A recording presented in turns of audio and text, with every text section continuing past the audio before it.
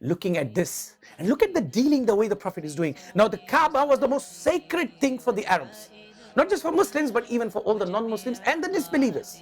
It was the most sacred status. It was the most sacred structure for the people of Makkah.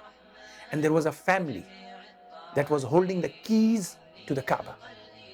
Now when the Prophet ﷺ took over Makkah, what would you expect? What would be the enemies of Islam be lolling their tongues with?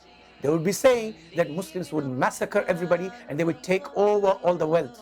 You know what the Prophet ﷺ did? He called the one who holds the keys to Kaaba. And he was coming, frightened, afraid that not only will his keys be confiscated, he would be killed. But when he came with the keys, the Prophet ﷺ said that you will continue to keep the keys until the day of judgment. That was the promise that the Prophet gave it to him. That you, being a disbeliever, will hold the keys of Kaaba until the day of judgment.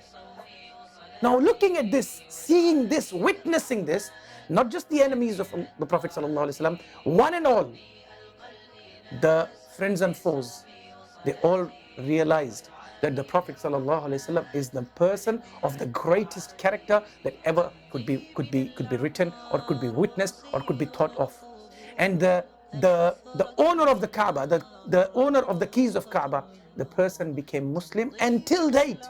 14 centuries later, today in 21st century, the same family holds the keys of Kaaba till date. This shows the way the Prophet dealt with the people.